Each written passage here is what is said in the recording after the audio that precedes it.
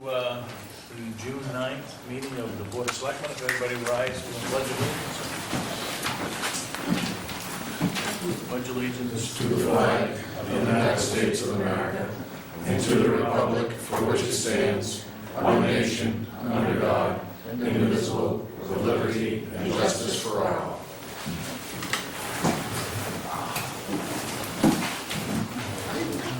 Good evening, everybody, and welcome to our every other month council meeting we'll be dealing with tonight. A couple of announcements. Town reports are available, and are plenty of a supply here in the town office. The reports of a year ago in this, as well as the warrant that we'll be voting on Tuesday at town meeting, this Saturday at town meeting. Today is Tuesday. That's a great cover. Who designed it? This was, I believe, put together with the help of Carrie DeAngelis. Carrie DeAngelis, and we want to thank her for her efforts and time. And it's the second year in a row, and has done a very, very professional and well laid out and very readable, I might add, copy of the town Very report. good picture with those two fellows. Excellent, yeah, I think excellent. And certainly want to note that it is, this year's report is dedicated to both Bob Fay and John Smith, whom we lost in the last year. Other announcements, this Friday, the 12th, is in fact the annual elections for the town of Waterboro. Polls will be open from 7 until 8, and it will be at the Massapequa Middle School gymnasium. For those of you that did vote last week on the school budget, it's at the same location. And then Saturday is town meeting, and that will also be at the Massapequa Middle School off Route 5 or 202, whichever, or Old Elford Road, whichever way you come in. And that starts at 10 o'clock on Saturday morning. So, full weekend, Friday and Saturday. Sunday, we'll let everybody rest.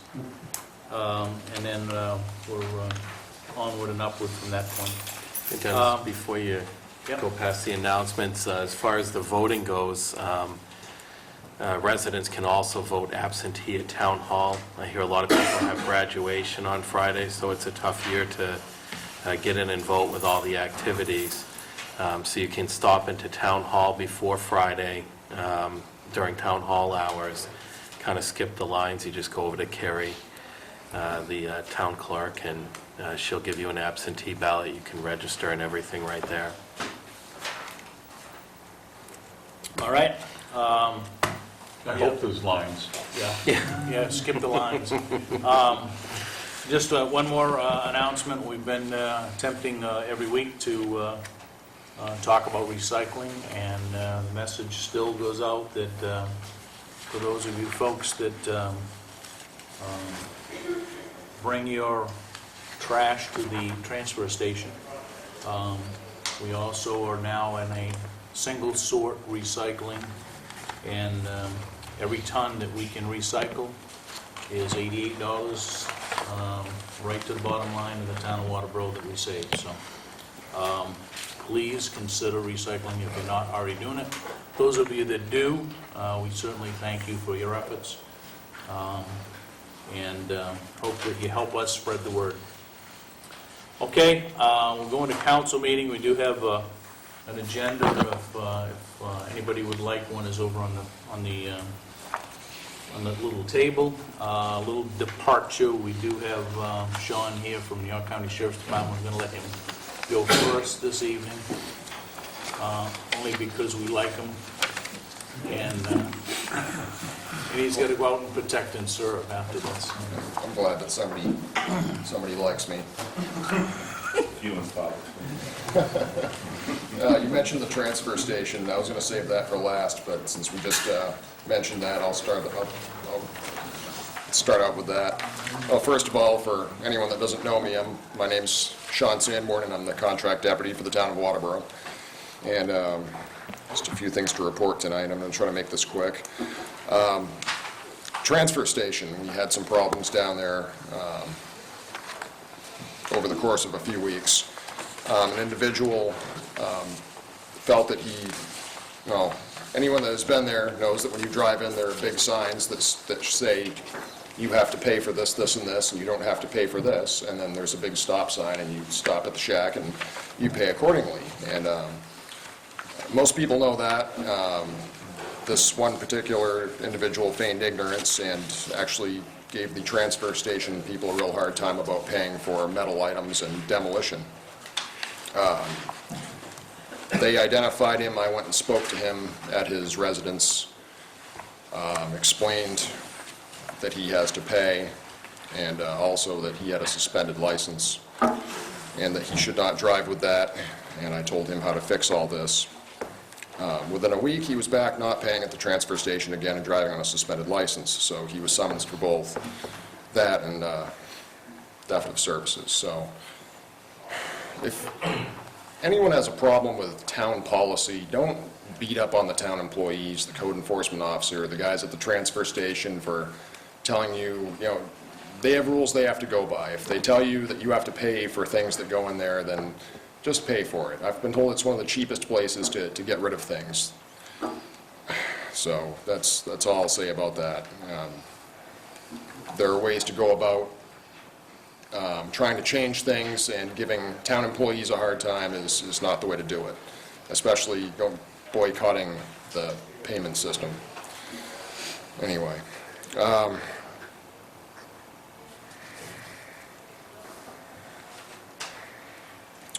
Let's see. I'm just going to go over some stats real quick, as usual. I just wanted to point out that they've been rising over the year, and this is a general occurrence, but in January, the total number of calls the York County Sheriff's Office had was 334. It went up to 362 in February. March, in our system, it went down to 225, and that's because the state police covered town that month, and only 2 deputies were covering. Deputy Vashon at the school and I. And I don't get their stats, the state police's stats, so total number of calls I really don't know for that month. But in April, it jumped up to 416. And last month, it was 441. So there's kind of a steady rise, but that usually happens with the oncoming warm weather. And I've definitely felt that in the last couple of weeks. If I had hair, I would have been tugging on it. If anyone knows kids that are out on the loose with pellet guns, that are out causing problems with those, such as shooting people's windows out, please give me a call, because I'd like to know who they are. There's a guy on Ospey Hill Road. He got his window shot out, his car window shot out while he was gone. No apparent reason, with I'm assuming a pellet gun. Beaver Dam Road, a man's nice picture window on the front of his house shot out. No apparent reason. And a man on Star Hill Road was driving through town, and someone decided to take a pot shot at the side of his truck and put a pellet into his door. So I don't know who these people are with the pellet guns, but I hope it doesn't escalate to real firearms.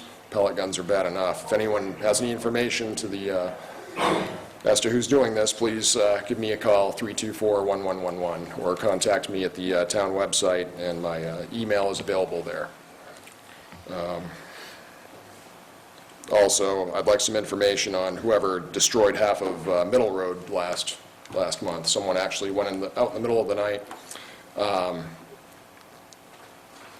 Kind of like mailbox baseball, except they got out with some blunt object. It wasn't a baseball bat, because it had corners, because you could tell from the mailboxes. Got out and bashed various signs, mailboxes, anything they could smash up with this blunt object in the middle of the night, halfway up Middle Road. I think they got 8 various signs, mailboxes, just, needless destruction. Nobody knows why they were hit, and I think it was just random ignorance, I guess. On a good note, well, this isn't good, but it's good that he's caught, I'll put it that way. A subject from South Waterboro decided to, in his words to me, he was drunk and on pills. Those were his words to me. and, quote, didn't know what he was doing when he got into multiple motor vehicles. I meant to bring them in, but I forgot. I still have a bag of cell phone chargers, binoculars, things that you would keep in a car that people haven't reported that they've been victimized. The people that did report it, he's been charged for. Basically, he, after getting done with the cars, he tried his luck with the garage, got into the garage, stole some gloves out of the garage. While the family was home watching him do it, they called. Then he was rattling the door trying to get into the house. So he's been charged with residential burglary in the garage, attempted residential burglary into the actual dwelling, just for rattling the door. His intention was pretty clear after his string. His bail was set at $100,000, and I don't think he's going to make it. So his state rap sheet, when I pulled it, took a while to print. It was half an inch thick. So I'm hoping the system will put him away for a while, and we won't have to deal with this anymore. Is there a certain area that he was hitting? South Waterboro. Anyone in South Waterboro, from the milk room south or in that general area, if you got ripped off, please call me. If your motor vehicle was gotten into, please give me a call if you haven't yet, because I probably have your things in my trunk, and I'm just waiting to find out who it is. The people, every time someone reports this to me, I've got things, I just need you to describe it. I can't just show it to you. I need people to describe what they've lost, because I don't want people just out to get free stuff. If they can identify their things, then I'll return it, and I will go back to the jail, and I will charge him with another count of theft. And he's been charged with theft so many times in his life that it's a felony every time he steals. So I will charge him with an additional felony every time a victim comes forward. So please come forward.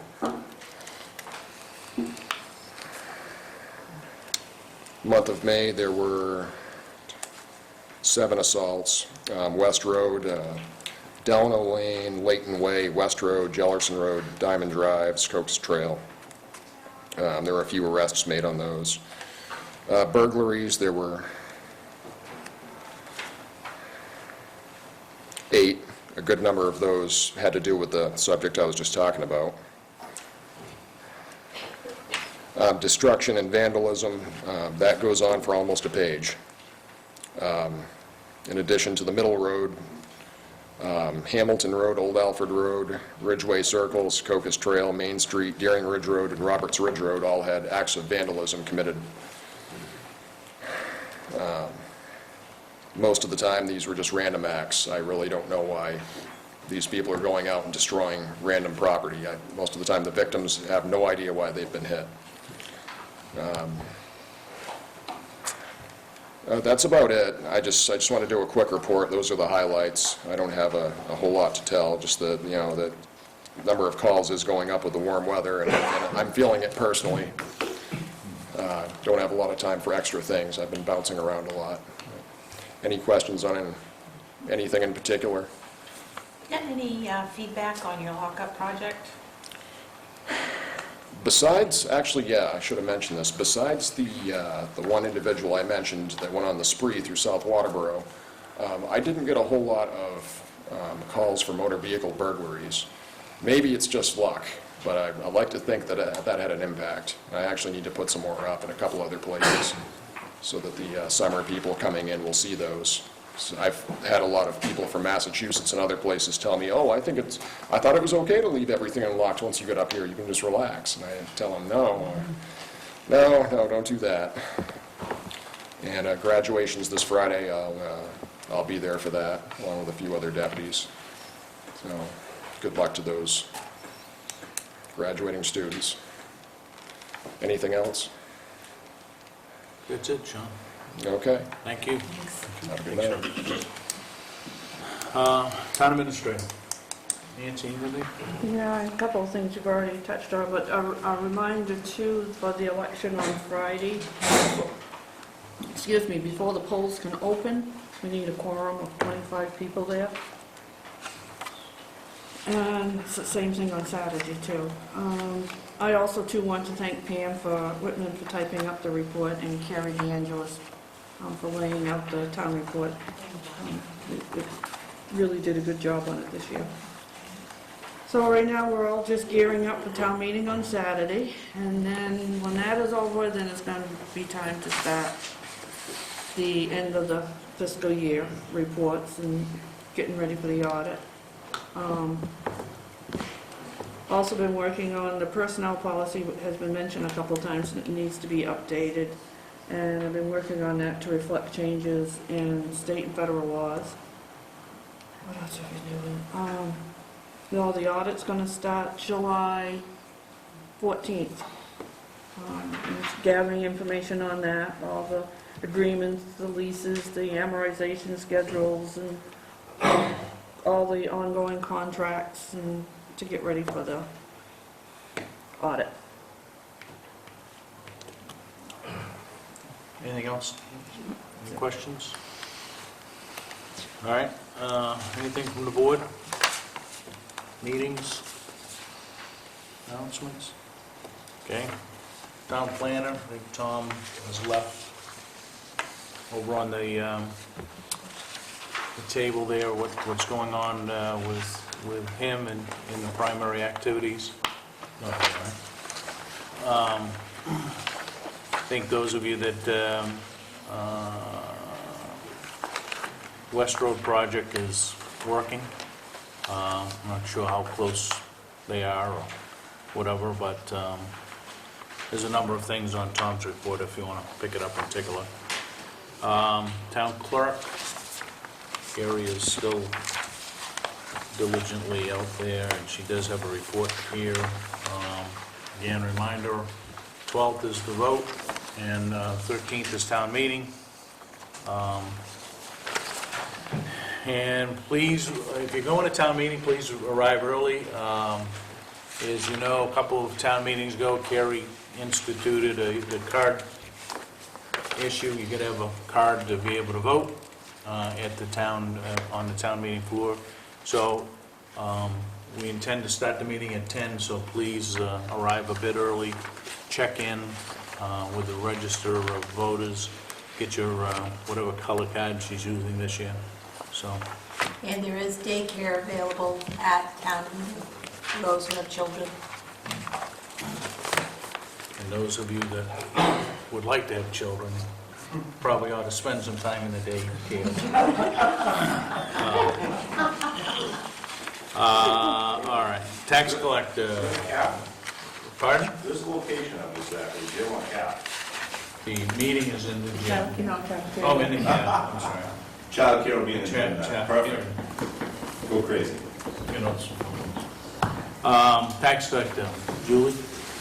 I'm sorry, treasurer, Julie. I'm looking at her reading the tax collector.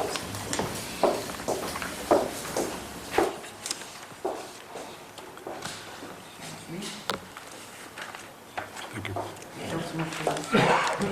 Go. Just right there, sorry, that's why I couldn't come, I had one short. Thank you, Julie.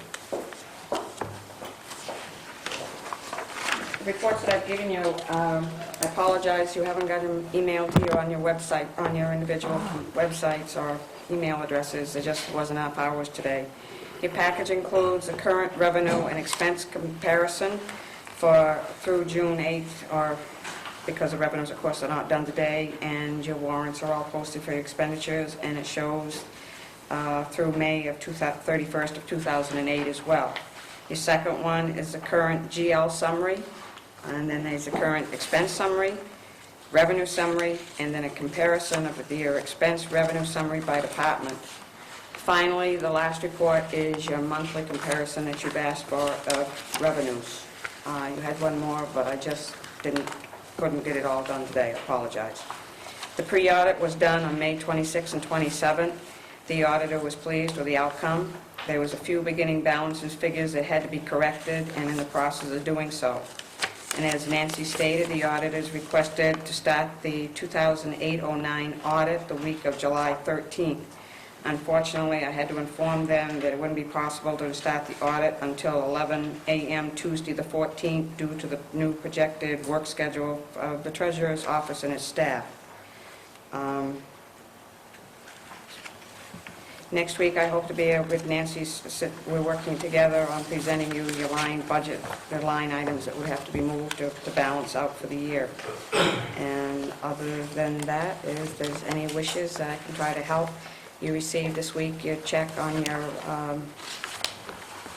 tree growth penalty, and has been deposited. You've received 2 payments from FEMA on your last project damage. That is shown out on your revenue reports as well as your tree growth penalty is stated as such. Dennis came in and asked me on the excise tax, you have 2 lines on your revenue line. One's for rapid renewal and one is for, which is done in-house, both of which are in the excess of, I believe, 90 some odd percent. One is 99 and the other is 90 something, because we've moved the figures around. It showed it previously, it understated it because the fact that the revenue line was all stated by 1 when it was done in the beginning of the year balances, and so you have a more balanced update of it. Also, you'll see a new revenue line added there for your boat excise taxes are also coming now rapid renewal. And the girls are doing their best to give me the reports. I'm only 3 days behind in your revenues for your rapid renewal and your boat excise tax. Your balance, what you see in your GL for your checking account is exactly what you have as of today. Everything has been posted. All of your checking accounts, the interest have been posted. They're not balanced, but the bank statements just came today, and unfortunately, there's just not enough hours in the day. We tried, but it's just not enough. Okay? And other than that, that's all she wrote. Yes, sir. I look at the expenses, and this year, as of June 9th, we have expended 78.18%, 78.18. And last year, through May 31st, we were at 95.33. Have we held back, or what's the difference between the 2 years? That's the one report that you do not have, and I'm presuming that it would also show, because you don't have 2 weeks right now of June on this, John, because this is the second week of June of your expenditures is through June. We had 2 payrolls, we've had 2 warrants for the month of June, and the other one is just to May 31st, so that would be the difference. Your next meeting, I can bring you up to within 3 weeks, but But wouldn't you have less? This is just showing 2,000. Excuse me? And that's your revenues. And the other one's expenditures. Yeah. But I'm looking at the Expenditures, you would have- expenditures. You'd expect the expenditures to be more through June 9th than through May 31st, and yet it's less. you haven't got a, I'm trying to think, I know we've got a school payment coming up, but other than that, I don't know precisely item for item, sir. I mean, it would be nice if we were Very true. not expending as much as, Very true, but if you, as I but said... somehow I don't think that's true. No, and as I said, that's the only report that takes a lot more time to do for you in generating that, because the way you wanted it, it goes from left to right instead of top to bottom, and it's a lot of keying in. It takes about 3 hours to get it done and make sure it's balanced correctly. And trying just to get everything else for you in the course of 8 hours, we do our best. I will do my best to have it for you at your next meeting, current. Thank you. All right, Okay, thank you. any other questions? Thanks, Julie. Thank you, Julie. Again, on the table is Sharon's report. I think since the last council meeting, a little over $3 million, so that's the treasurer's income, tax collector's income. Motor vehicle agent, again, there's a report over there. You can see that it doesn't appear that there's a slowdown in car registrations, but not quite what we had anticipated when we started this whole budgeting season. We know that last year we took a fairly significant hit to the total, and this year is about flat to last year, so, which means either people are registering the same vehicles, or there's a handful registering newer ones to offset those that we're losing, so. Constable Animal Control, I don't think there's a report there. Assessor, there's a report over on the table, updating records. As everybody knows, April 1st was in fact the doomsday, or as they commonly refer to it, but the whatever you owned or whatever condition it was on April 1st is what you'll be taxed on.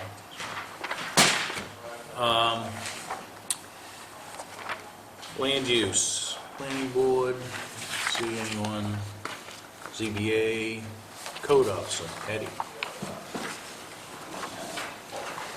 Let's have a copy of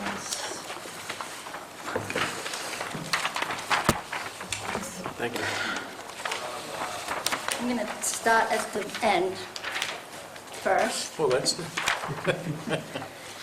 From April 1st to today, our offices issued 37 building permits for various projects, 5 new house permits, 19 plumbing permits, performed 68 building or plumbing inspections, had 26 meetings with applicants to go over applications or talk about violations, have issued 19 violation letters with 8 of those being resolved, 5 in the process of being resolved, leaving 6 still being monitored. Patty, do you know how that compares with last year? I can check, I don't off the top of my head, but I can check that for you. That would be appreciated. Yep. And I'm going to read, I apologize for the length of this ahead of time. I would like to report the status of the Code Enforcement Office budget and errors that were brought to my attention by the town's auditor, Chris Backman, along with another misappropriation discovered since then. I would like to correct some specific information that has been reported. The auditor pointed out to me that the revenue did not reflect that town meeting last year raised $49,002 from taxation for this department. The revenue expected was entered incorrectly as having to raise $109,002, when in fact this department had to raise $60,000 in fees. It was reported to the Selectmen on February 12th in a written department head meeting that revenue reductions is hitting all departments. For example, the CEO appropriated $109,002 from revenues and so far have collected $23,326. As of this time, that department is behind by $85,000, $676. That was back in February. The CEO budget was the only one that was reported on at this meeting, and as CEO, I am not considered a department head and therefore could not correct the information that was given at that time. On February 13th, a letter was submitted to the town administrator and the Board of Selectmen asking for a correction of that information. As of this date, there has been no response from the board regarding the request to correct the error. On May 12th, it was reported in the Selectmen's minutes that code enforcement revenues are down 75% so far this year. As of June 2nd, the revenues are down 48%, not 75%. The auditor requested to speak with me on June 1st, where he informed me that an error was made in entering the revenue side of the budget by not reflecting the $49,000 from taxation. While reviewing entries made of the code enforcement accounts, there was a discussion regarding attorney fees. When reviewing attorney bills for the fiscal year, it was discovered that some legal fees were improperly charged to the code enforcement account. When the Board of Selectmen voted to initiate legal action on 3 cases, the legal fees should come from the Selectmen's general government account, according to the auditor. There are 18.3 billable hours reflected on the code enforcement account for litigation that the board has approved. I'm asking that the money for those hours be returned to the code enforcement account. I'm also requesting that 5.75 billable hours be transferred for legal fees from the code enforcement account to the planning board account for work that was done for the planning board. There was a hardship septic system repair during this year that the Board of Selectmen voted to replace. The payment for this replacement should not have been taken from the code enforcement account, according to the auditor. The total of $5,850 was taken from the code enforcement budget instead of general government. During the course of the year, I was able to work with Spurwink Agency to acquire a $5,000 grant reimbursement for the replacement of that system, but the remaining $850 should not reflect as a negative on the code enforcement account. The final adjustment I am requesting tonight is for phone bills that have been charged to the code enforcement budget. When reviewing the bills taken from this department, it appears that the monthly service charge for the town cell phones of $80 is being charged to the code enforcement account. Also, a purchase made on November 17th for miscellaneous phone equipment for myself and the fire department all got charged in the amount of $139 to this code enforcement account, when only $29.99 should have been. I am requesting that $688.75 is transferred from Department 45 to Department 10, and that $109.96 is transferred from the code enforcement account to the fire department account. If and when these corrections are made, based on the auditor's suggestions, this department has year-to-date expended $99,079.82. This reflects 90% of the approved budget. With the $49,002 from taxation and the $32,449 raised in revenues, this department has a total revenue of $81,451. To date, this department has raised 82% of its expenditures. Any questions? Well, can we make sure that we get out a response to Patty's letter? I think at this point, the selectmen need to sit down and have a talk with the auditor. Because we should have been knowing about some of this before tonight. I agree. Anything Is else, there any Matt? way that we can reply to that letter, though? We should be replying to all, this is probably the fourth or fifth time that I've heard this year. We need to reply to these requests for information and, in the very least, send a letter back to everybody that cares to correspond with us. Otherwise, I don't blame people for not sending us letters and corresponding with us. I think the last couple of folks that did send us letters, we did reply. I made sure of that, actually. And I agree that we should look into this, but I think meeting with the auditor first would be the most appropriate action to Yeah. take. But I believe that this is probably, the second or third letter that hasn't been responded to from Patty? I don't think that's right in any way. There's no excuse for it.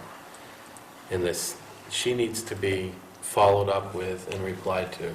Just like any other employee here, there's no excuse for it. And it happens over and over again. I don't want to see it again. There's no excuse for it. Well, let's sit down and we can sort through what you presented here, Patty. Can I make a request that if at the time the auditor is talking about my specific account, that I can be present? Sure. Okay. Thank you. Yep. We need to get the audit information here. Absolutely. Anything else on code enforcement? Can I be let know about that too? Because there is a $12,000+ figure that the auditor has corrected within Parks and Recreation as well. And make sure that that's in the right spot. Yep. Thank you. All right. I think it might be beneficial if we all had a little sit down with the auditor so that we don't have 7 different or 8 different conversations, we have one. Thank you. So, which should all be going through the administrator, by the way, but that's... Saco River Corridor. Public Works. There's Fred. Must have everything under control. Road review. Dustin, you're handing a picture out here, so I would presume you... I'm here.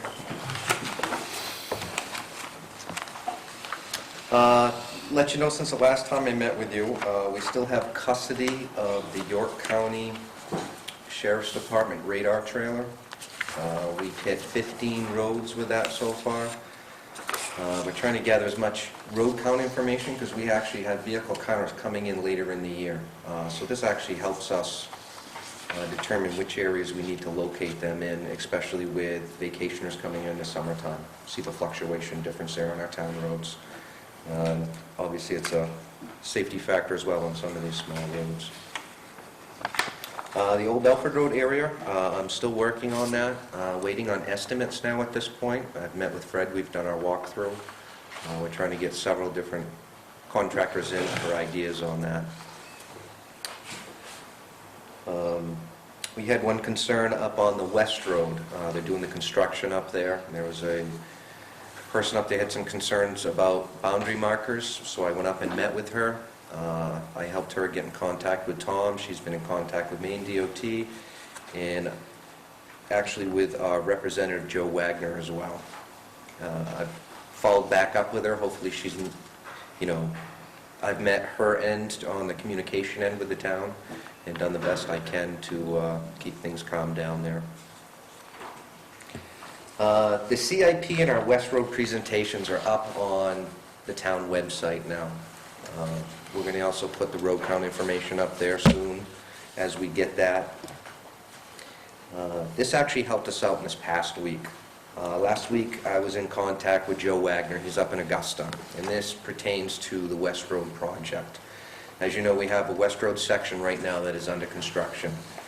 We had the commissioner down here in dealing with the repaving of the West Road and also the South Waterboro Road. That right now obviously seems to be in some jeopardy with the cuts that they're having up there. We're waiting on the governor and the commissioner to sign off. We have no hesitation about the commissioner, but with the governor, he's obviously looking at funds that they have available right now. So I'm pushing with Joe. We have the 5-town school located on that road. He has turned people up there onto looking onto our site to get pictures of that road. And tonight, I got a request through Dave that they want a videotape of the entire road along the South Waterboro Road. So I just finished up with that. We're going to put that on YouTube. That way, people in Augusta can actually hop on YouTube and take a ride down West Road and see what's going on. We'll do whatever we can to get this road paved.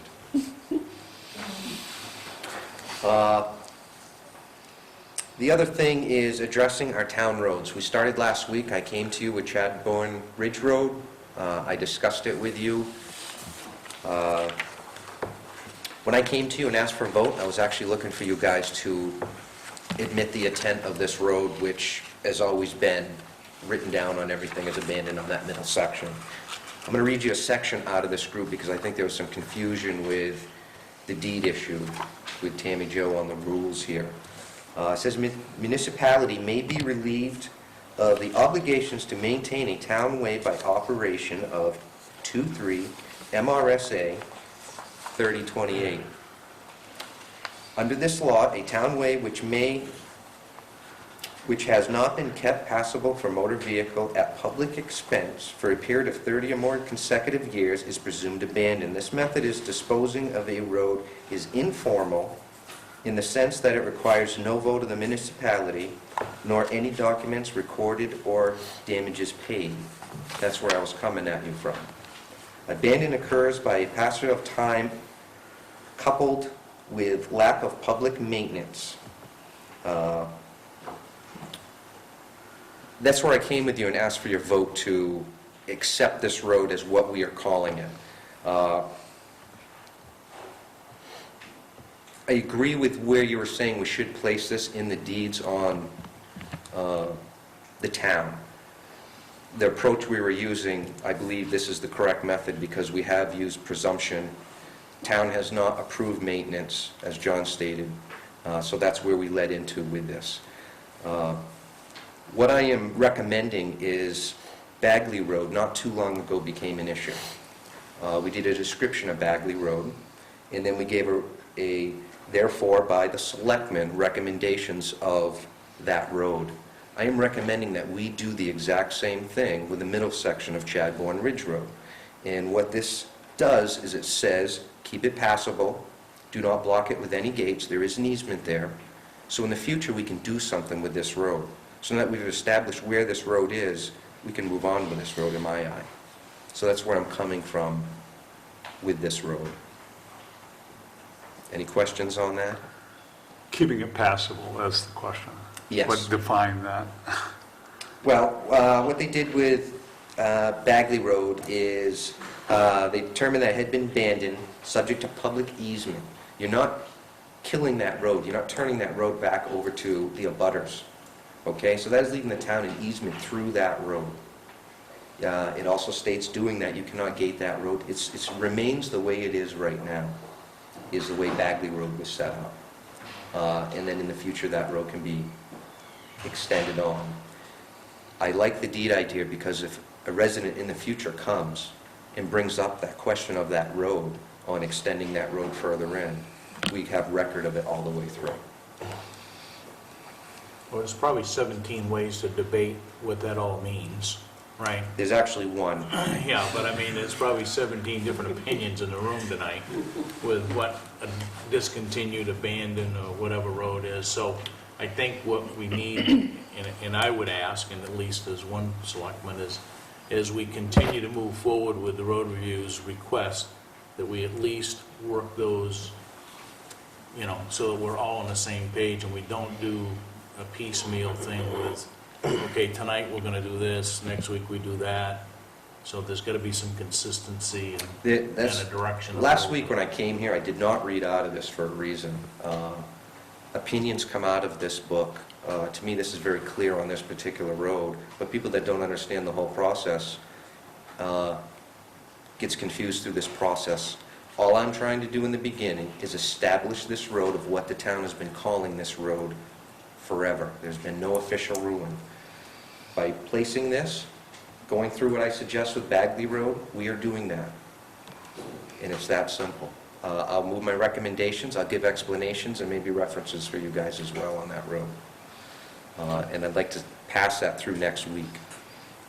It wasn't that I was looking for a deed to the road. What I was looking for, because I have read that manual, Yep. is that there is a sample letter in there for a determination of presumption of abandonment that we can file with the Registry of Deeds, Right. so that the road status is never questioned again. And that's what- It's not a deed, it's just Yes. a statement, and that's the paperwork that I was looking for. So it's on file with the Registry of Deeds, and nobody's ever having to go back to minutes. I Somebody agree. goes to registry, they look up information on that road, boom, there it is. I agree. That's what I was looking for. Right, but the reason I'm making the correction is you said last week there's two ways to do it, and both of them requires what you just suggested. And all I'm trying to say is, no, that is not the case. I agree we do put this down, but that's why I came to you guys with the vote first, to recognize what this road is. I just want to make sure that it's not just in meeting minutes, or 5 years from now, 10 years from now, we're going to be right back No. where we're starting. This establishes this road is all I'm trying to do. The road's become very hard to get through here. And we talked I'm about trying to that. keep it as easy as we can. We talked about that last week. I think it's just a two-step process. One, the selectmen making the decree, and then it being followed up Yes. in the county.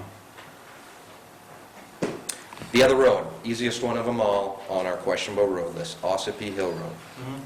Okay, I passed this on to Nancy. I explained the process. She was supposed to write it up for tonight. And here's the issue with Ossipee Hill Road. We have a measurement, the new measurements, they're actually pretty accurate. Ossipee Hill Road stops on the extension that goes to the middle road at the last resident down there. The issue is we haven't recognized this for years. The town did take a vote on this and said, we're going to stop at this residence. Now, if you don't declare at that time how long you're going to do that for, it is only good for 1 year. So what I've asked of Nancy is to write it up tonight, take a vote, nothing is changing, we're stopping at that same residence, and I recommend that we do this for 10 years so that we don't have to bring this up over and over again. There's no glitches with this. This can be changed next year if another resident moves in. So this is not locking anything, but this has to do with winter maintenance. So on the plow contract, Dustin, does it stop there? I haven't been down there in the winter time. Yes, it stops right there, they turn around, and the last residence literally changes nothing with this. So the dirt portion with the residents is still, So whose opinion is it that it only is good for 1 year? The states. So a town meeting vote, granted, one town meeting can't control what a subsequent town meeting does, but what you're saying is it's only good for 1 year, I guess. If you don't declare how long you're doing this for, it is only good for 1 year. That's why I'm recommending 10 years. So if you Why don't you recommend forever? I mean, you can always come back to town. it only allows you to go 10-year period. We're gonna have to have that discussion. That's for winter closing. Okay. Winter closing. Nancy has a copy of it. It explains it right there. If you don't say anything, it's good for 1 year. You can max it out with 10 So any road years. that we don't plow today or to perform winter maintenance on it, then whatever we vote on to not plow that road is only good for a year unless we define it Yes. on that? This has to do because this is a public road all the way through. A lot of public roads. This is the only one that falls in that category. All right, we can have that discussion. Willis is anxious to I say don't something behind it. understand how you can say that Chapman Ridge Road right through the Edgewood Bridge is not a town road. All the road commissions I've worked for, and I've done it myself, and Bob Fay has done it, and Fred Fay has done it, and it's still a town road, and you close it. It was closed for winter plowing for years ago, but it's still a town road, and people that want to go through there, they should go through there, and it's still a town road. I don't see how you can close that road unless you vote for the town. I don't think there's any argument that it's a town road through there. It's a Discontinued. discontinued. It's discontinued the winter plowing only. I don't recall any projects on that road, in the middle of that road, being authorized at least since I've been here, for close to 28 years. The road commissioner has spent money on that road. The road commissioner spends money on the road. I don't think it was It's not a road. authorized here, though. I'm not saying that work wasn't done, but I don't believe it was authorized to be done. Are you telling Well, the road this- commissioner what roads he can work on? I'm saying that some work had been done there that was not authorized. Well, you gotta be careful because when the road commissioner has an account for seasonal roads, right? It is the road commissioner's decision of what seasonal roads that he's gonna work on, right?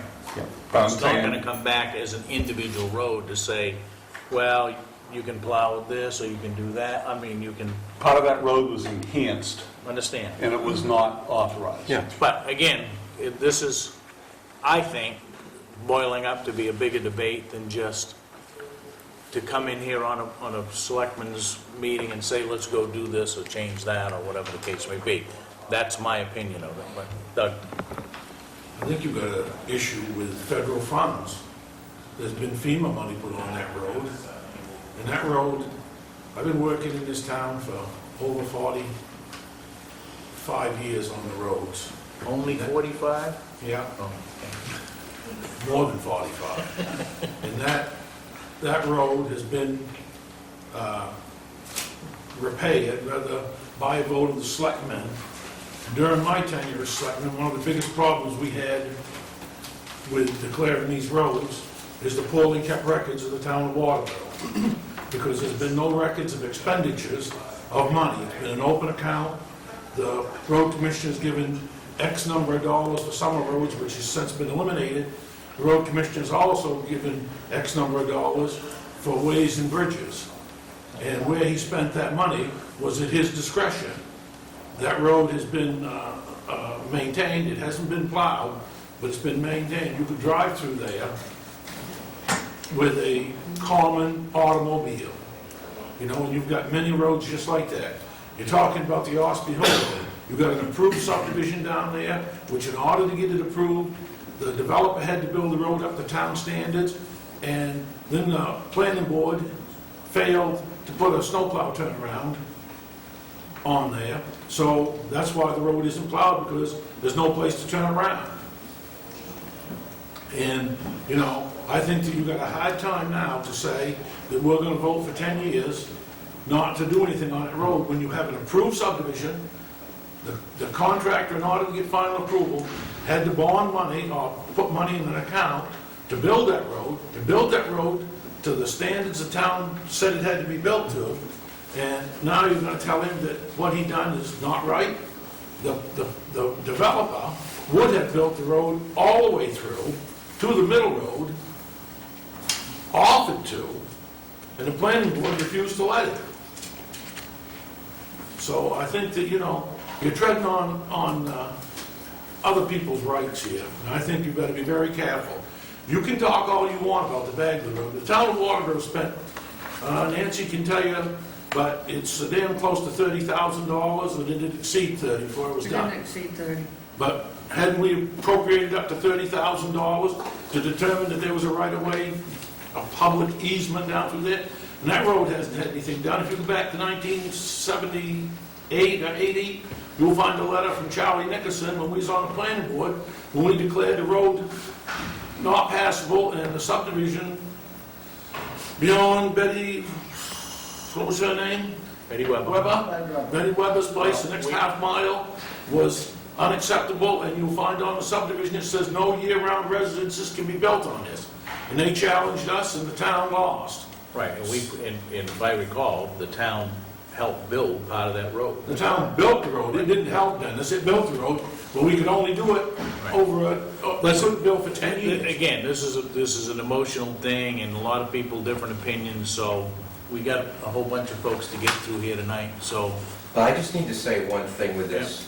We're not changing, I'm not changing anything that is already going on now. The plowing stops there. All we're doing is acknowledging it. During the snow removal process, maintenance, we have to state that. That's it. I'm not trying to change anything. When it comes to Chadbourne Ridge Road, I am the first one to agree with Willis here. But if I come in here and I say we need to open that road up and we haven't even declared where it originally stands, I'm going to lose the argument. I'm trying to get things at a start here so that we can actually go on with them.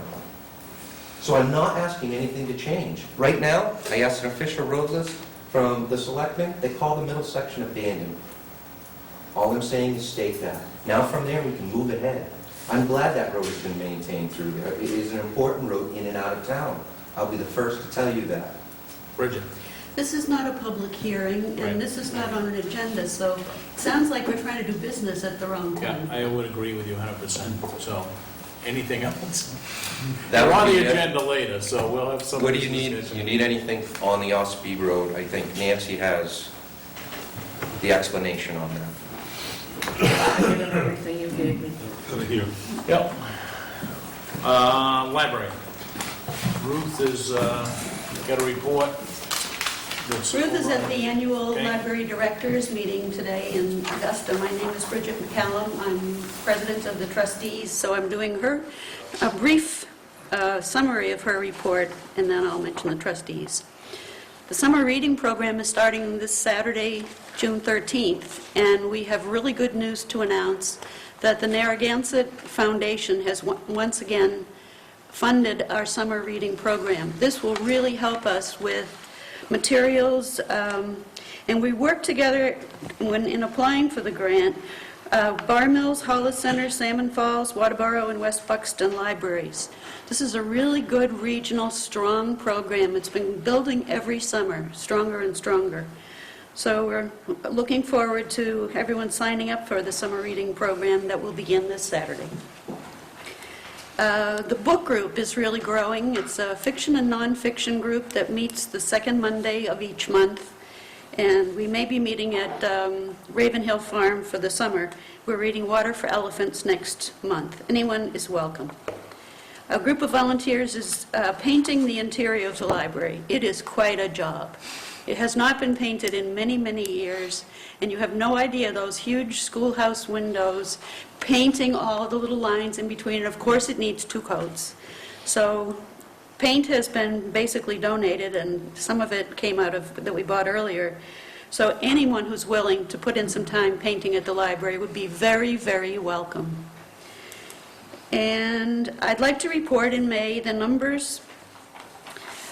Computer use last year at this time was 185 uses, and this year 238. Number of patrons last year was 1,071. This year, it's 1,189. And that does not take into consideration that a lot of the different tasks that people needed to come to the library to do last year are now being done online. So we actually, those numbers don't represent people's use of the library. It represents people's walking through the door.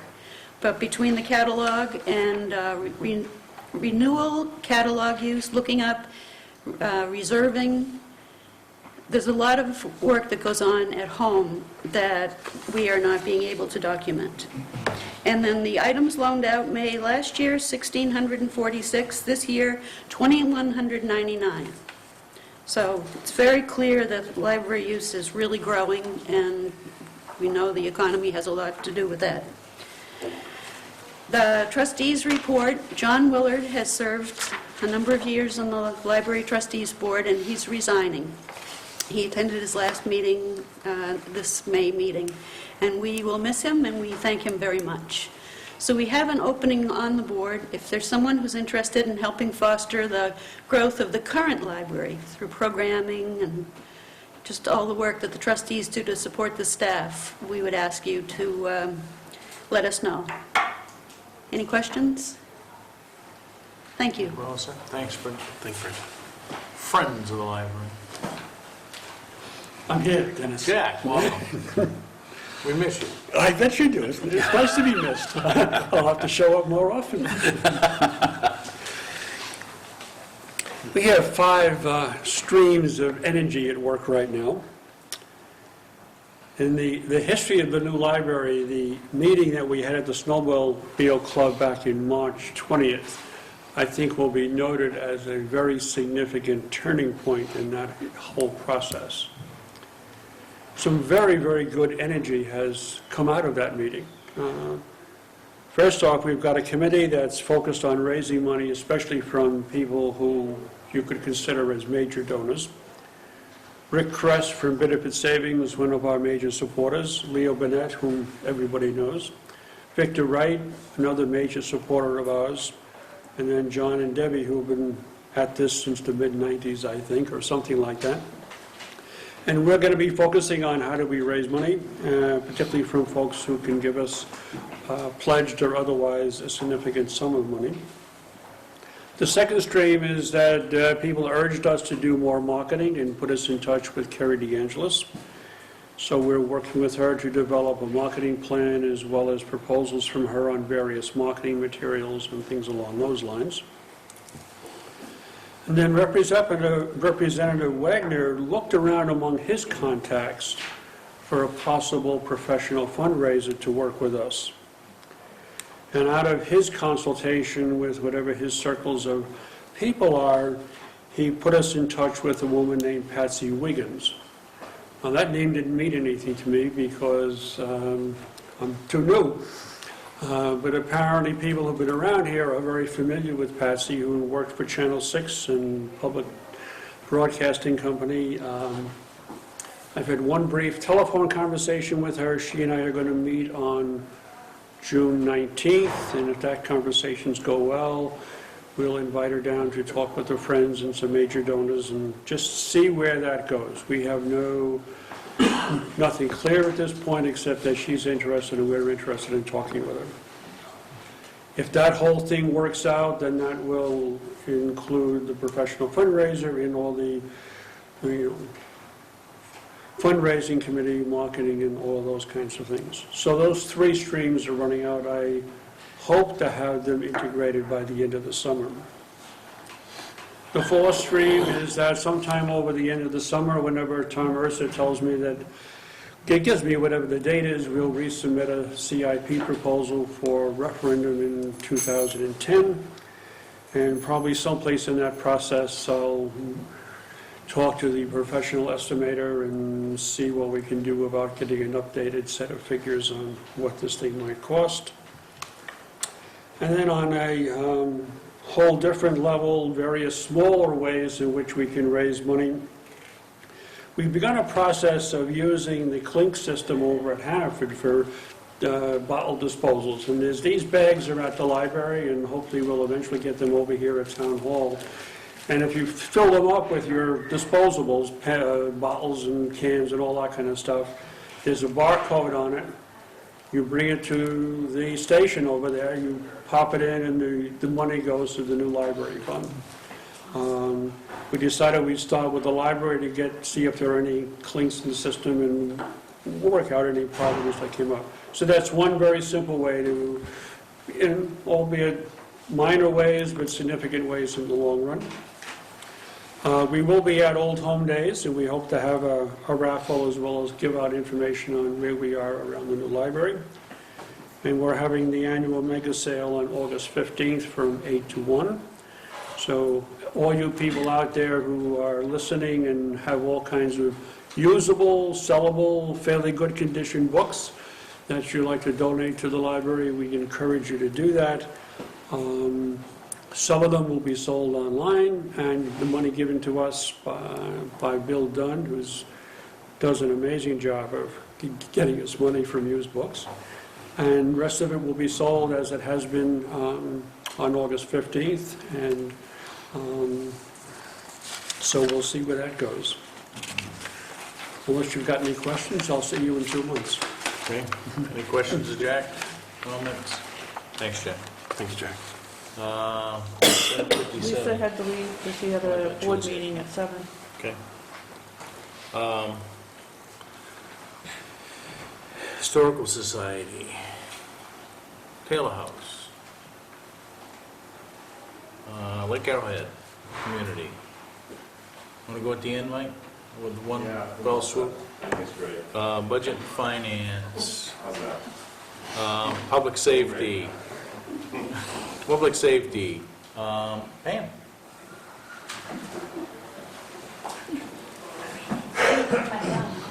Public safety. Well, I've been attending several workshops on H1N1, and hopefully just wash your hands, wash your hands, wash your hands is what they say. Hopefully this fall we'll have more information out. It's just one of those things that cover and cough, cover when you cough, wash your hands, and hopefully we will be pretty good in this town. We try to be proactive, and between the fire department and EMA, we hopefully will give out brochures at Old Home Days. And I'm here to also ask if the selectmen would like me to bring the command van, the York County command van, to Old Home Days, if Bob's got room for me.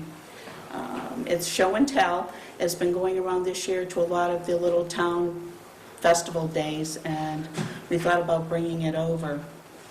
But I just want to make sure it was okay first, that you guys didn't have a problem with that. Won't cost you anything, but it's just... I think it makes sense. Put it in a parade. It's a waste of gas. Oh, come on. Well, you can tow it with a Hummer, right? It's a waste of gas. Hey, I'm sorry.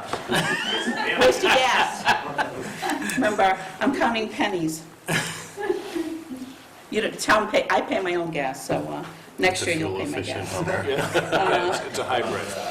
I'm going to an EOC workshop up in Augusta on the 25th, and basically it's just a tabletop exercise on Emergency Operations Center and how they run. And so that we will be doing an exercise in August down here at York County EMA and also at Waterboro EMA. And I'll be here for a while, then I'll be going there, and we're pretending to run for 24 hours straight. So I might come in at midnight and just do 2 hours and see how the communications goes. Okay. I will be hosting a CERT class. Right now, it looks like it's going to be June 26, 27, and 28. It will be a Friday night and a Saturday and a Sunday. It will be at York County EMA because there's everything there for training purposes. So it'll be a Friday night, a Saturday, and a Sunday. If anyone's interested, they can call me, 650-1771, or you can call 247-8888 and leave a voicemail. But it'll be a Friday night from 6 to 10, and then Saturday and Sunday from 8 a.m. till we finish on Sunday, roughly 2 p.m. And again, it'll be for the community emergency response teams. Did I, Bridget? I did. All right. Wrote it down. All right.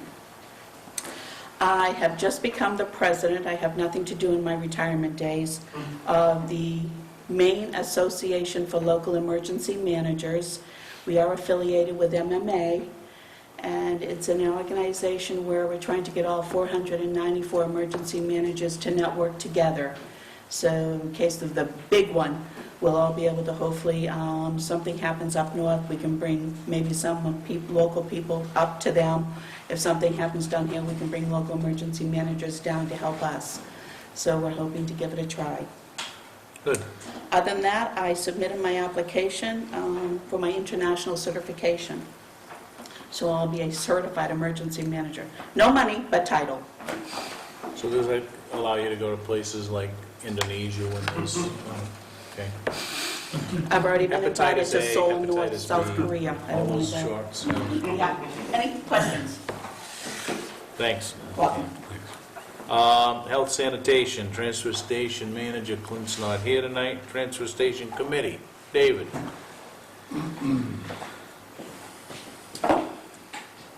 As the town knows, or hopefully it does know, or will know, the town went to a single-stream recycling program 3 or 4 months ago. And this is where you throw all of your recyclables in one compactor down to the transfer station. You throw your trash in one, throw your recyclables in the second one. The results have been disappointing. The recycling rate is not up as we had hoped. I don't know if it's because of confusion over what single shot is or what. But some education and footwork has to be done with the townspeople. New members are needed on the committee. I think maybe some new ideas would help. The transfer station itself is probably one of the best transfer stations that I have seen in Maine. And a lot of work has been done over the last 10 or 15 years. And if you go to other transfer stations, you will be impressed with what Waterboro has in office. So it's not a matter of facilities and opportunity, it's a matter of education and I would say also a big lack of interest or concern of the citizens of Waterboro about saving money. And so if education doesn't work, I would strongly urge you to go to some other method of enforcement, either mandatory recycling or some type of fee that will get people's attention about getting serious about recycling. Thank you. David? Have you received any new numbers on our recycling rates? Because I'm looking at the sheet right now, and before we say single stream is a failure, we had the blue bins in the month of February. We recycled 7.5 tons. The very next month with single sort, we recycled 27 tons. Then the month following that, which is April, we recycled 35 tons. So I'm not sure exactly where the failure is. I'm still puzzled by these numbers and their accuracy. Why we would have a sudden influx in our tonnage for the waste. And I really think that still needs to be looked into. I'm looking right here, it says February recycling rate was 43.84%. I have this in the correspondence folder. Household waste was 175 tons and recycling was 7.5 tons. I don't even need a calculator to figure out that isn't even close to correct. And that was supposed to be a month that we recycled 20%. So I've asked for it in every transfer station committee meeting. I know it's not your role, but I think it's important that we look at that before deciding that it's a failure, because the way I look at it is With the blue bins, we had 7.5 tons, we now have 35 tons. We're 5 times the amount of recycling since February. Yeah, well, I think you have to look at more than 1 month, Evan.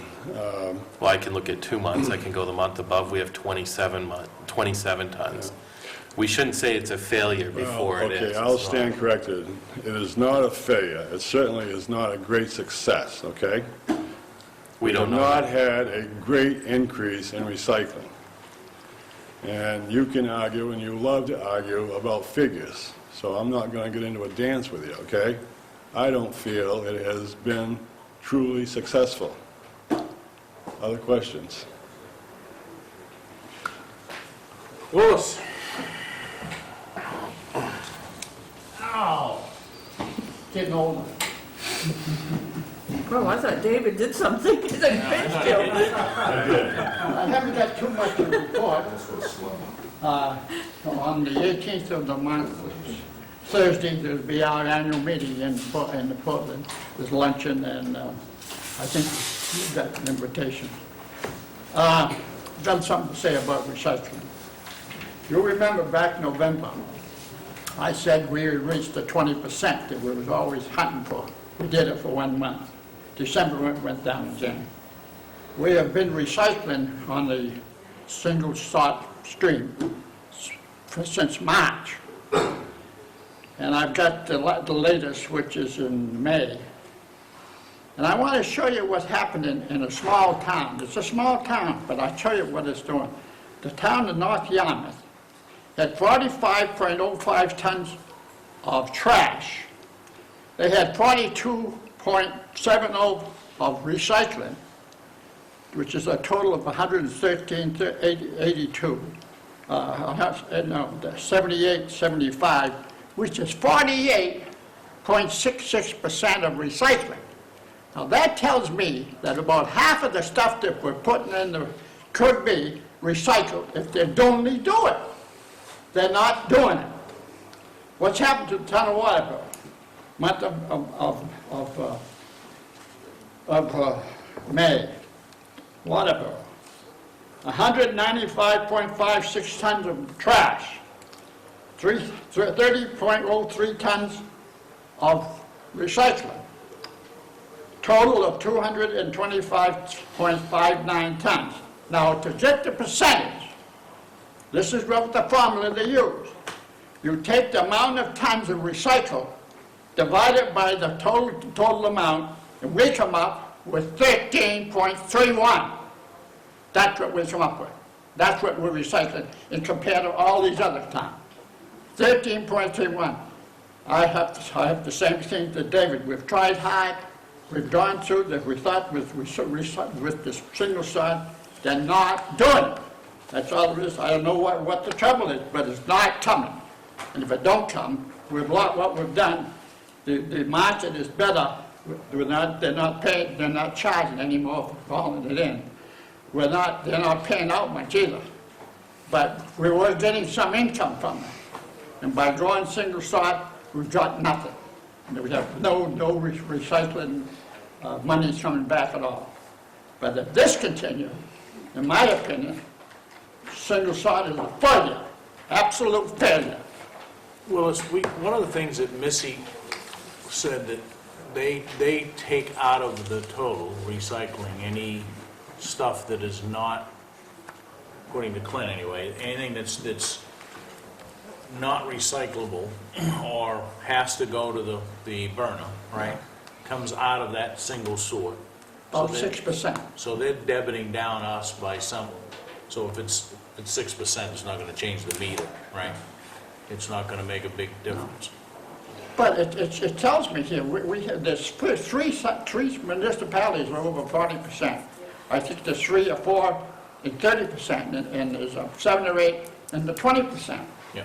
And I think the committee has worked hard and tried hard to get more recycling across, and for some reason, we're not doing it. That isn't happening. So we know that if we do it right, we can be up close to 50% like North Yarmouth. Absolutely. And what we're talking about is the money lost is between the 13% we did this month this past month and the 45 to 50% that we could do. So, I mean, that's a lot. And I think what we got to sort out is when we went from the way we were doing it before to the way that the single sort does, why the significant difference in, because I don't think people just stopped. I mean, you'd have seen the tonnage of just household waste go up. If there was a...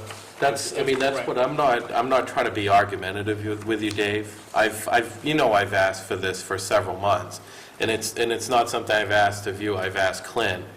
And the amounts, and Willis, I mean, you go to Eco Maine as well, the amounts are puzzling.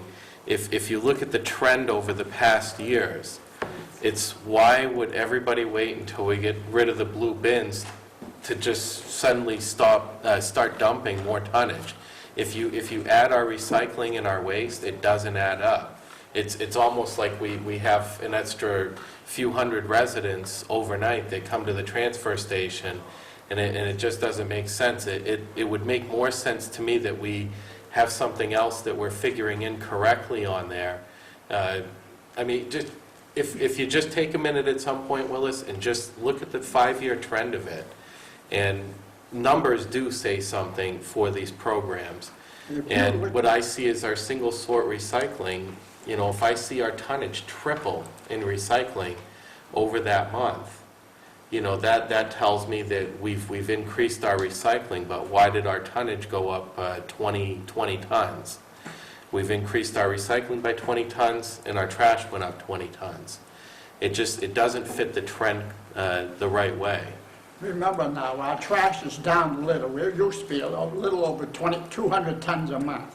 It's down to 195 this month. Yeah, which doesn't explain why, if you took it, if people stopped recycling and they put it into household waste, you'd have seen a swap over, right, of the household waste had to go up if the recycling went down. That's right. Because they're not throwing it out on the street. No. So it's going into one of those two hoppers. And what we're trying to figure out here, and I think, the discussion that we kind of had the other night with Clint, I think at least started to peel back this onion a little bit to say why something's wrong here, okay? And maybe it's not. Maybe maybe we're right on to what Missy sends out for a report, but I think at least begs the But question. I talked with Missy, and the formula is... Yeah, I don't think anybody's arguing the formula. I think the issue is that why all of a sudden the significant change, and we didn't see a spike in household waste. So. And I maybe think the they- transfer station attendant, Bob over here, I mean, you've seen how many people have been using it, and I've seen it appears to be quite successful, and people are happy with it. I mean, if you make it easier. Well, we'll see. What time is See it what now? time will tell, right? Bridget? I'm meeting with Patrick at the cable access station tomorrow to plan kind of a documentary tour of the transfer station to go on Channel 5, so Excellent. it's a little more education work. When we send the single stream recyclables to Echo and they sort it, Yep. if they're taking material out of there that they're saying is not recyclable and should have been in household waste, would that account for Well, some what of he's that saying off is number? that she's saying it's 6%. So, Oh, 6%. so 6% of 30 ton is, That's not out of the whole, all of these towns, but Yeah. only about 6%. The major drop-off for February, I remember, with a small amount there, was the fact that we were compacting it and that we were not sending maybe some of the recyclables in February and send them in March instead. So that had the huge jump between February and March. yeah, was but the was last whole last compacting two piece. months have still been up fairly significant. There's actually some figures on it. So, all right, well, I think some of those figures are wrong. we'll see how this sorts out. No pun intended. Any other question? No, I think so. We're all set. Let's hope next month is a little better. I agree. Parks, Recs, Lakes, you want to, I don't want to keep putting you on. You want to, Tammy, we got, Mike wants to talk Parks and Rec, and then he wants, we're gonna take a short break because he think he's got a deal going here. But, so let me get through, It's a deal. Ospey Lake Association, What about it? annual report. I'm still on the association. Annual meeting is, August, right? 9th, second Saturday of the month, yes. Any, thing from the cemetery committee? Land trust? They did meet last night, Bob and, I'm going to introduce Representative Joe Wagner. He's here representing us.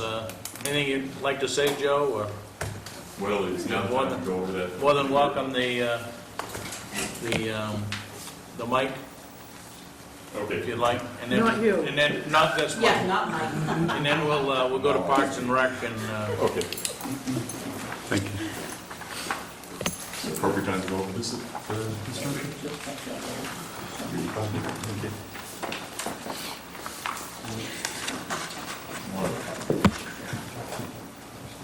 I do believe you got a copy of the letter I sent to the Selectmen's Committee with respect to LD 385, which dealt with residency restrictions for sex offenders. Now, in its original form, as you have before you, it would have been a total ban, prospective and retroactive, on any municipal ordinance dealing with the subject whatsoever. Representative Van Haskell introduced that. She's the chair of the Committee on Public Safety, Criminal Justice. The momentum behind this is from the federal government. The Adam Walsh Act is requiring states to make uniform any rules or regulations they have with respect to sex offenders. 3 tiers in terms of categorization of the offenders, and municipal ordinances as well. Now, the hearing for this was back on April 15th. I provided testimony asking the following. If the state is to impose some uniform rule regulation, let's take what's already out there. Waterboro, Lyman, and about 10 other municipalities, Westbrook, Gorham, Naples, Baldwin, had as a general rule of thumb the distance of 2,500 feet from a school, 1,000 feet from a daycare facility. And when they had the work session on that, that was just a flat-out no. It was just an absolute non-starter. And the reason why was because of studies that they were citing saying that such ordinances, if they were that restrictive, particularly in some areas, may actually have a counter-productive effect. They also mentioned a couple of court cases, which I looked at and verified. One from Allegheny County in Pennsylvania, which essentially is Pittsburgh, and one in New Jersey, which involved Cherry Hill and Galloway Township. They had the same type of ordinance, 2,500 feet, 1,000 feet, knocked down by the state Supreme Courts of those 2 states, mainly because in those types of areas, which are kind of comparable to Portland and Bangor, that if you start drawing concentric circles with these 2,500-foot distances, you essentially eliminate any possibility of these individuals from residing any place in the city. That being the case, they either go underground or move out to a more rural area. And that was the argument there. The committee did grant this. They put together a impromptu work group to see if some compromise language could be arrived at. And that work group included the other person who spoke against this bill, and that was K24 from MMA. It also included Elizabeth Ward Saxel of MICASA, the Maine Coalition Against Sexual Assault, Denise Lord, the Deputy Commissioner for Corrections, and Laura Smith of the AG's office, the Attorney General's office. And I asked if I could be included in there, and Chairman Haskell said okay to that. We got together at MMA's headquarters, and over the course of one morning, worked on some language.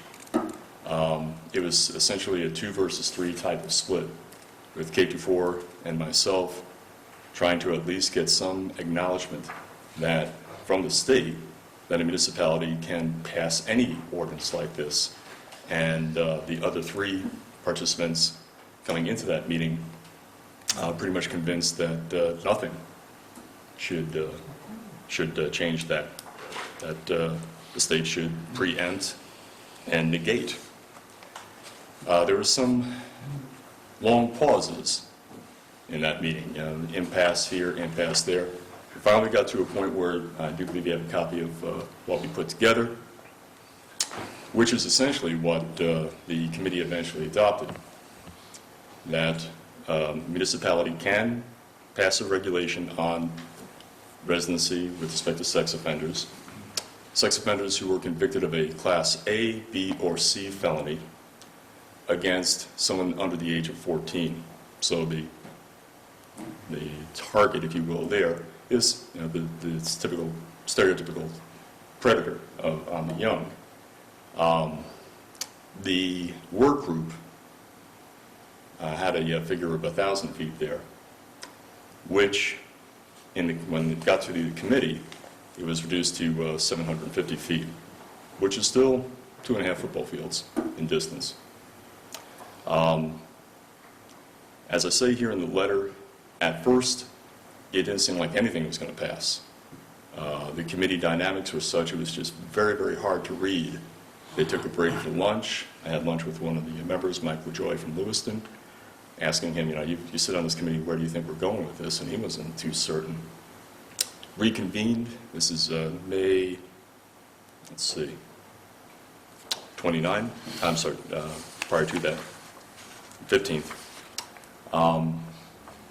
And one member, Representative Plummer, who seemed to me just dead set against passing anything that would allow a municipality to go with an ordinance, made a motion ought to pass as amended, using the work group's information, but changing the 1,000-foot figure to 750 feet. Every House member agreed to that. And we're talking about some folks who are real law and order types, like Representative Sykes, Burns, Greeley, Hamley. They went along with that. And the committee chair, who told me beforehand that she was going to stick with her original idea, Ann Haskell went with that as well. One of the senators, Senator Nutting, went with that. The other 2 split. The Senate chair, Senator Jabowski, went with Ann's original idea, complete preemption and negation.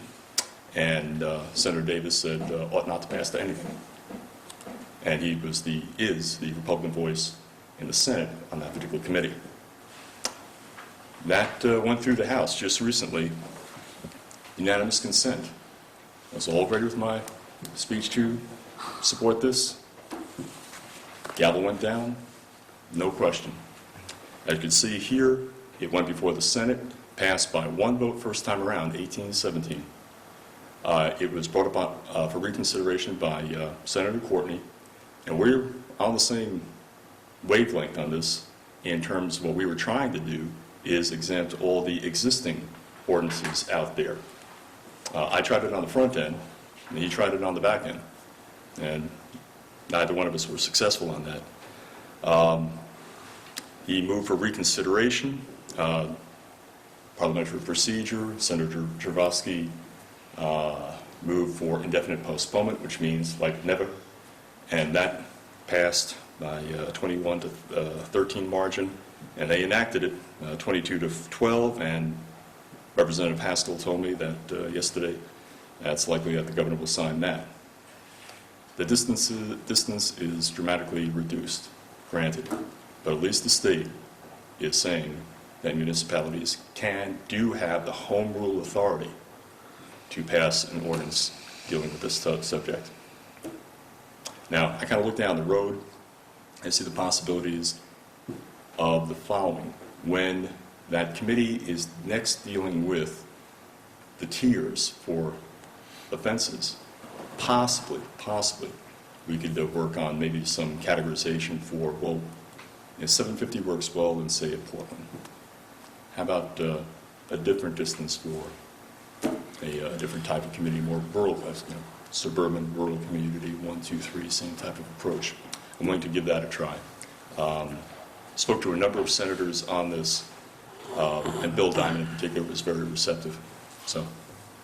I think, Joe, when we spoke briefly a couple of weeks ago, I think, the 750 it's a nice number, but in the town of Waterboro, it doesn't do a Indeed. lot, right? If actually where the schools are today, 750 doesn't get you to Route 5 or to Old Elford Road in that instance, if you take the center of the school. So if you went by the property, Now- maybe we gained something, right? But Is that clear in terms of how that is defined? I don't If we know. go with perimeter, Right. just last Saturday, I stopped off at what was Massapequa Junior High, and took a walk there. And a pace for me is a yard. And sort of doing a route like that, it was 750 feet from the outer property edge of the junior high to a certain location on West Road. Right. So a straight line, it would have been covered. It would be covered. So. Well, from what I remember, this all spurred, of course, from Joseph Tellier, living down on the West Road. Yep. From what I remember, he would actually still be allowed to live where he did, because I think it was around 800 feet was what it was measured out to be. I think the code enforcement went down there. Is there any way that you're able, I understand it's on the governor's desk at this point, any way that you're able to try and influence that decision in any way? At this juncture, yeah, I could ask the governor to, I guess the governor what? Well, at this juncture, no, really. But as I said, prospectively down the road, as they're revisiting the categorization of offenders into 3 tiers, that would be the time for me to introduce maybe varying distances given the varying locations. Well, I think the rural character, I mean, we're far different from a city. I can understand a city like Portland doing it. But this, I mean, we might as well just get rid of the sex offender ordinance with this type of change. Well, as I said in this and also to the committee, it does have deterrent effect that just the existence of an ordinance sends a message. Now, I was skeptical as all heck about the fingerprinting routine as a teacher. I thought, first off, it kind of reverses the notion of innocent until proven guilty. I'm assumed guilty and I have to prove myself by giving my fingerprints. And I thought, now, what are they going to do with these things? But when I spoke to a number of school administrators and heard their accounts of how they'd be contacted by prospective employees looking for a job, and when they asked about the fingerprinting, they would get a click on the phone or they would hear nothing more from the individual. So there is deterrent value there. And it also has the value in terms of addressing the emotional issue that this is, that the municipality has taken at least some step to safeguard the safety of the kids. Well, the problem that I have with this, I mean, I won't compromise with the safety of our children. We have sidewalks down there by that high school, and I mean, the kids walk right by there. I mean, it's just 750 feet is just unacceptable. And I would hope that you would find some way to contact the governor and let him know about how the towns feel and what it does for this town. It's just, I mean, it's not useful. Principal goal was making sure that the state would acknowledge that in home rule, municipalities have the authority to pass something.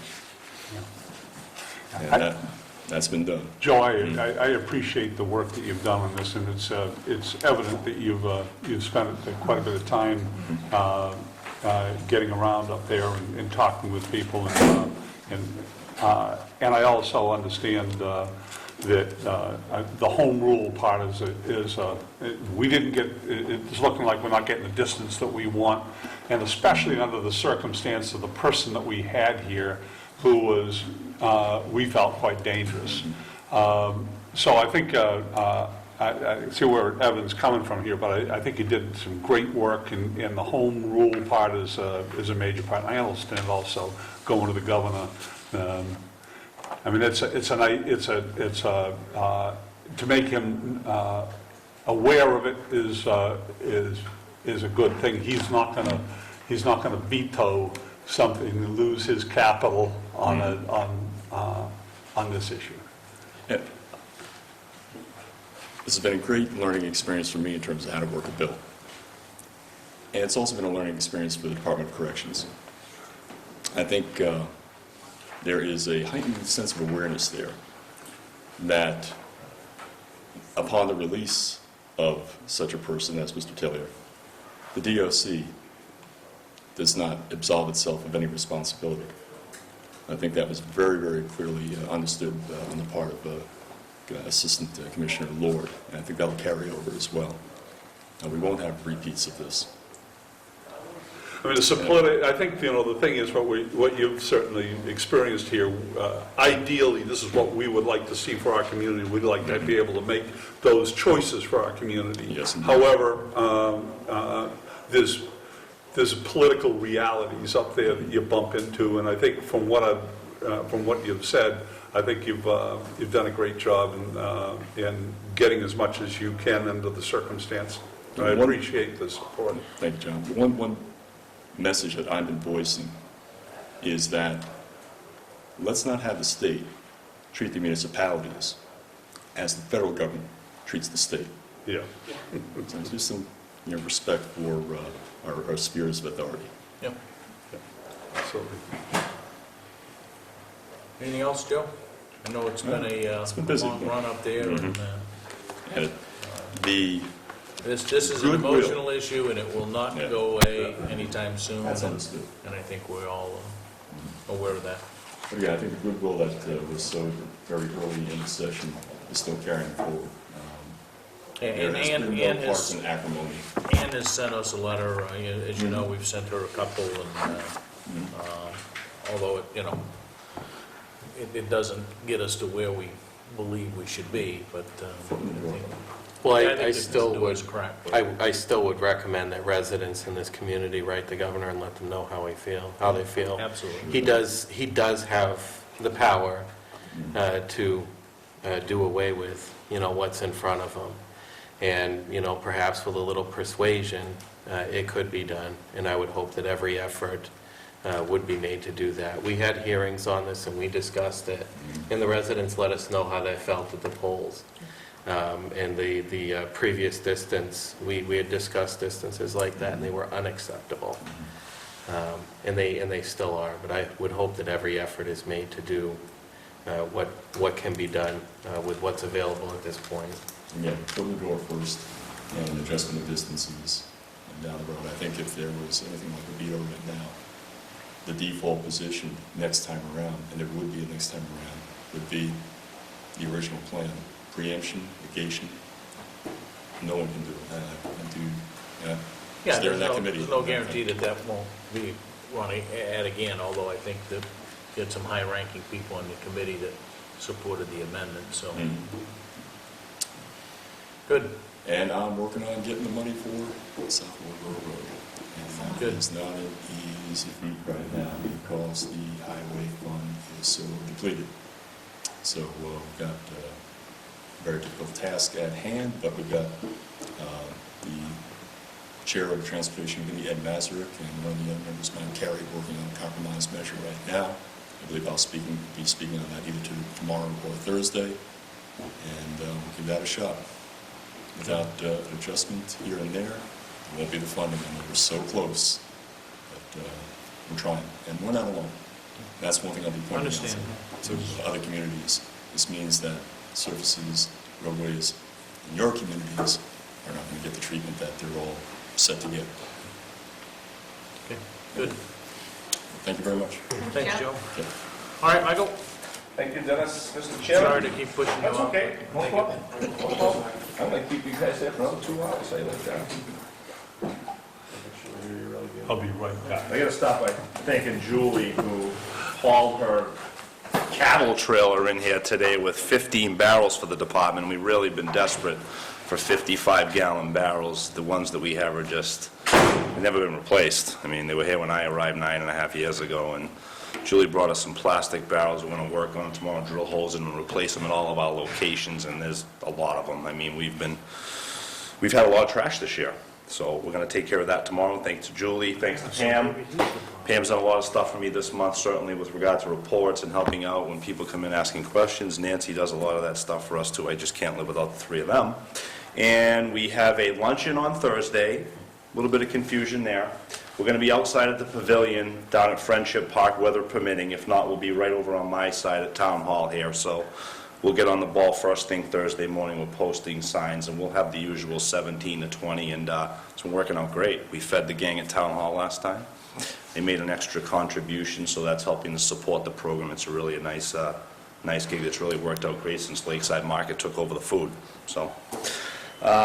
We got word back from the Lakes Environmental Association on our annual LEA grant proposal. We had been denied a couple of times in a row, but we received a $1,000 grant this year, and we set people to work right away. We've had pretty much Saturday and Sunday, when the weather's been right, staff down there, and we've got some good kids doing it this year too. They're actually the junior firefighters, or the interns that are on site all the time. So they're right. They're already on the payroll. Good kids. They've been cleaning up, doing a nice job, and they're submitting their reports on time to me. I'm taking care of the paperwork, and our first report's due in a few weeks. In fact, I think the checks went out the other day, so I think we'll be receiving the first $500 of that. That'll help us a lot. I just put out our summer programs catalog. I think I gave you guys one. Got a lot of stuff going on. Summer day camp for kids K through 6. Teen camp 7, 8, and 9. Vacation camp. We always do that whenever school is not in session. So we'll have 4 weeks of that too, starting as soon as school gets out. And then the last 2 weeks in August. I mentioned our gymnastics and our fitness program that we do with the little kids. Actually ages 2 to 12 with that. And our very popular swim program, we've got a water safety instructor that manages that. It's very important living in a town called Waterboro that we take care of swimming lessons. We've got 8 weeks of that. Testing. I've got registration up at the pool on Thursday the 18th, June 18th from 5 to 7. If you can't make it, give me a call, I'll get you registered. We've got all summer to take care of that. And we've got our annual summer baton program. We're actually just wrapping up our regular baton program that runs for 7 months. It's a monster, actually. It's been a great year for that, 30 kids in that. And then we'll be doing a couple of months of summer program. They chair in the Old Home Days Parade every year, and then they chair in the parade over in Alfred. It's a pretty small program, but everybody gets a T-shirt. And if you need a baton, we can get you one of them too. So it's a kind of a good starter program for the larger program that kicks off in September. What are you laughing at? John needs a baton. It's gotta be like a 5-foot tall baton. I don't think they make them that tall, John. We're selling the Fun Town, Splash Town combo passes again this year. That's been a great gig for us, really. It's been a great gig for everybody in Maine. The local rec departments have jumped on board with MERPA, the Maine Rec and Park Association, and they send, there's a couple of different choices. I try to keep it simple, and we just get the combo pass. And Pam takes a few of them, and I keep a bunch of them in my office, and we also sell them out of the elementary school when we do camp. There's a $9 built-in savings, so if you're going to Fun Town, come and see me. It's for the combo pass, so it gets you into both pieces of the park. The gate price is $36. We sell them for, the gate price is $35. We sell them for $26, and we get to keep, I think, 50 cents of that, and MERPA gets to keep 50 cents on every ticket. I don't think the revenues are as big of a deal as just the idea of saving residents money, so that's a nice little gig too. I mentioned one excursion we're doing this year. We're doing an outing to Scarborough Fish and Game for a skeet shooting contest and clay pigeon shooting contest. Fun thing, we did it a few years ago. We had a really nice turnout.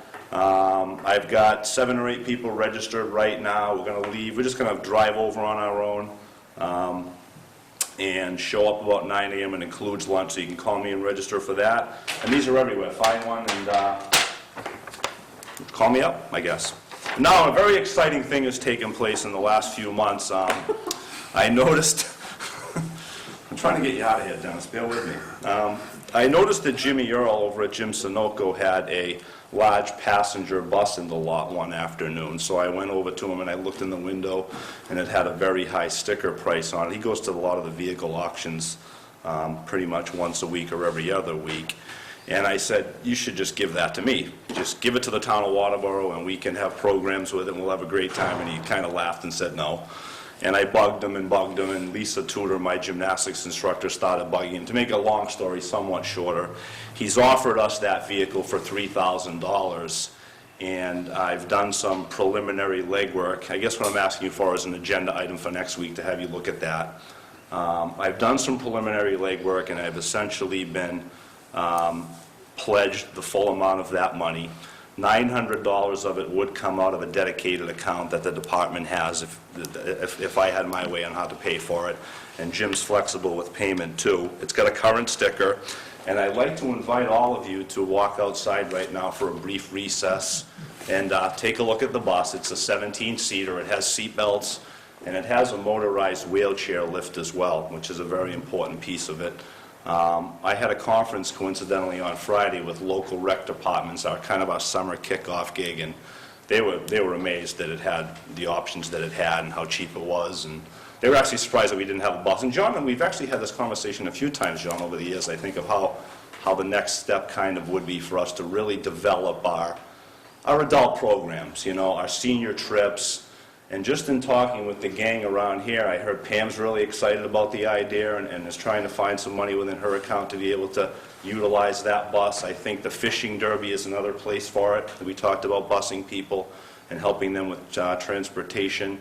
Our senior luncheons, I think, provides an interesting opportunity there. And certainly our adult trips that we try to do 3 or 4, and I have to rent the buses off the school that are diesel fueled and $3.50 per mile. So Nancy has gotten quotes from me already. Insurance is $400 for the bus. So I would invite you to take a recess right now, Mr. Chairman, and have the gang come out and let me drive them around. I'm not getting in the bus or driving. All right, I won't drive. I'm an excellent driver. I'm a step 6. Let me just go, any general discussion relative to the council? If not, we'll... Just one thing as far as the bus goes, too, Please. is to think about when we bring this up, is to maybe costs for some of the services you're providing is to charge a small fee Oh, yes. that may pay for the upkeep of that Right. bus. Yeah, if you look at the history of our excursions over even just the last 3 years, it's been a break-even gig. And that's part of the difficult piece of renting a 50-seat bus and saying to myself, well, if I don't get 30 people to register for this, we're going to lose $200. I'd like to send those 20 people. I'd hate to cancel on 20 people that want to do this. And our duck boat tour last year was a great example. We had 29 people, but we had to use a bus that accommodates 45, and it's 110 miles round trip or 100 miles round trip to Casco. So we spent $350 on that bus. Pull the $350 back and stick it back into either lowering the fees, or now the department has suddenly covered the $400 for insurance right out of the gate. It's not diesel either. I was surprised to find out that it runs on regular unleaded fuel. So there's really a great opportunity here. I hope you're interested in it, and we can talk a lot about it, and I look forward to doing that with you guys. What's the mileage on it? It's very low, 50,000. Come out and check it out, Evan. Anything else on council? If not, we'll take a... Bus ride. That's right, come on, John. No bus rides, 5 minutes. Down to the ice cream place. That's right. I'm going to say that the 5 board... minutes isn't enough time to get ice cream. So 8 o'clock, we'll be back when, to finish out the selectmen's agenda. We'll have our